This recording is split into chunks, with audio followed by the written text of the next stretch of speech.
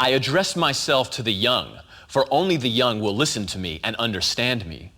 But there are those who are born old, coming into the world like a somber specter of the past, a tumid cryptogram of venom. Neither words nor ideas have any meaning for them. Their destiny is imposed on them. It is death. Well, that's taken from the Futurist Manifesto, which was published in a Paris newspaper February 20th, 1909. Written by the Futurist leader, Marinetti, it signaled the birth of a new Italian art movement. The Futurists believed that sound, light, motion, and power were the essence of what art should be in the 20th century, reflecting the new machine age and the power of technology. They believed that the old ways of the 19th century needed to be completely abandoned. A new art needed to be developed for these new times and our new machines. Marinetti was a futurist poet and would write poems that didn't even contain real words, just sounds that he thought were pleasing, strung together in some sort of fashion. And he would use the way these poems were printed as much a part of the poetry as the words themselves. He would do things like print a poem that consisted nothing but a grid of commas. Luigi Russolo was a futurist who had come to sound through poetry and painting. Now, Russolo wasn't a musician. He didn't know anything about the science behind music. He didn't know anything about instrument design. He didn't know anything about what one is supposed to know about composing music. But for him, this was a tremendous advantage. He wanted to do for music what Marinetti was doing for poetry, and that is to say, use new methods to revolutionize the art form. He wanted to get rid of all the established ways of doing things. And in 1913, he wrote a manifesto in which he proposed something that he called the art of noise. One of the main themes of this manifesto is that regular instruments are woefully inadequate. Instead, what he proposes in its place is noise. Noise, he says, is rich and complex and mysterious and impossible to ignore, and we're surrounded by it. So if you make music out of noise, you're actually making music out of the things that surround us in everyday life. Thus, it must be more vital and more true than any music made by artificial instruments created just for that purpose. He has no training in acoustics or instrument building, but as an amateur scientist, he dives right into both of these things and begins by categorizing all the noises he can think of into 6 basic sets: booms, thunderclaps, explosions, crashes, splashes, and roars; whistles, hisses, and snorts; whispers, murmurs, mutterings, bustling noises, gurgles; screams, screeches, rustlings, buzzes, cracklings, and friction sounds; noises obtained by percussion on various metals and terracotta; voices of animals and men; shouts, shrieks, groans, howls, laughs, wheezes, and sobs. These 6 categories are what he believes the orchestra should be made of. There's only one problem. How do you make an orchestra make those sounds? He approaches the problem quite simply. He builds instruments that will make these sounds.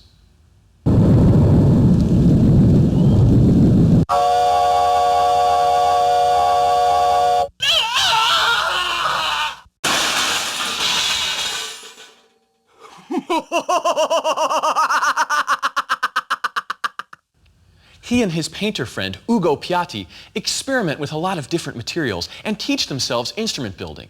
They even learn basic chemistry. One of the ways they achieved a lot of their sounds was to take different drum heads and soak them in various chemical solutions until they would produce the sound that they wanted. Russolo called them intono rumore, and they looked something like this. Now, the way these things worked was pretty simple. You had a lever in one hand, and that controlled the pitch. And then you had a crank in your other hand that you would turn to determine what sort of racket would come out of this thing. For example, they built one of these things called an exploder, which could reproduce 10 whole tones and sounded something like a car engine starting up. Russolo built entire orchestras of these things, all with different mysterious noises inside. And then he taught people how to play them, and then he wrote pieces for them. Russolo performed these pieces with just his intono rumore, or sometimes mixed with orchestras, with people declaiming futurist poetry over the top. With these instruments, Russolo could explore microtonal and improvisational structures which were almost unheard of at the time. What I mean by that is he had pitches between pitches, and he was also just giving the performers instructions like, make some noise here for a while, so the performer could help determine the direction of the piece. He was also using graphical notation. And what I mean by that is Russolo didn't know how to write sheet music, which didn't matter because most of his performers couldn't read it anyway. So he would write out his own way of notating music, just arrows or directions or X's where he wanted sound to happen. This was very new. The identification of composer with instrument builder hadn't been around since the Middle Ages, when, if you wanted an instrument, you had to build it yourself. Well, this is Russolo at his essence. He's saying, I need new music. The existing instruments of the day can't do it, so I have to build new ones just to make my new music. No one else knows how to make these instruments, so I have to learn how to do it.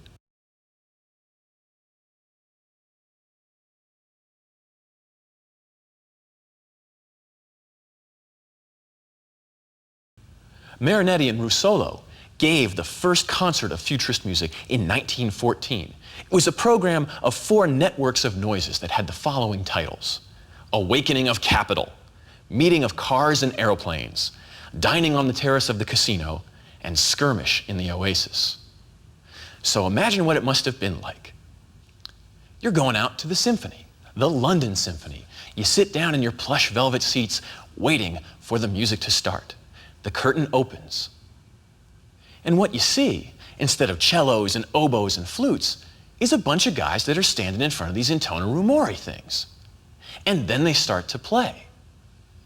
Marinetti comes out, raises his arms, starts waving them, and it sounds like the world is coming to an end. It sounds like a bunch of drums in a dumpster falling down a cliff. You've never heard anything like this racket. It sure isn't Brahms. It sure isn't Wagner.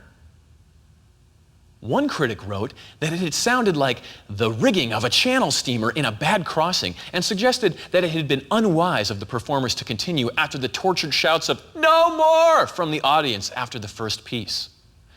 Russolo and his gang continued on, unfazed by the pathetic cries of the audience. The audience didn't really like this stuff at all. In fact, some of the audience members grew rather disruptive. Well, Russolo was rather upset about this. I mean, here he is conducting his life's masterpiece, and the audience is making a terrible racket. In fact, they're making it almost impossible for him to play his piece. So what happens? Well, some of the musicians hop off the stage and end up getting into a fight with the audience, and a riot breaks out. In later years, Russolo would describe this and say, hey, there are many artists who claim they fight for their work, but I have the bruises to show that I truly did. So the performance ends in a violent battle between musicians and audiences, much like Russolo's work is a violent battle to bring music into the 20th century. Like many of the Italian Futurists, Russolo joined the motorcycle corps during World War I and was severely wounded, from which he never really recovered. After the war, he gave a concert in Paris in 1921 with his intono rumori and caught the attention of composers like Ravel and Stravinsky. For example, the chorus of frogs at the end of Ravel's opera L'Enfant des Sortilèges work. Stravinsky had planned to use the intono rumori in a piece called Les Noces, but gave up because he just couldn't get them to work properly. Another composer named Edgar Varese was extraordinarily impressed with Russolo's work and did a presentation of a new instrument that Russolo was working on in 1929. This was a noise keyboard. It was kind of a large piano, and he had hoped to sell it for silent movies to generate sound effects while the movies were playing, but the invention of sound for motion pictures quickly put this idea out of business. It really was the forerunner to a modern digital sampler, only it was all mechanical. In the last years of his life, Russolo lived in obscurity in Paris on a small government pension. He had returned to painting and was embittered and frustrated by all the time he had wasted with his music. Most of his musical experiments were lost, either thrown out by his brother after he died or lost in bombing during World War II. There have been attempts to build facsimiles of these instruments from what little remained of Russolo's documents, as well as from accounts of them at the time, but sadly, no recordings of Russolo's original instruments exists today. The fact that Russolo wasn't a musician was good, because if he had been a real musician, he probably wouldn't have been nearly as reckless as he was. And sadly, for all of his dedication to his art, he's known today largely as sort of a musical clown like Spike Jones or Weird Al Yankovic. Remember him. He deserves better than that, for he, more than perhaps any other individual, helped drag music into the 20th century.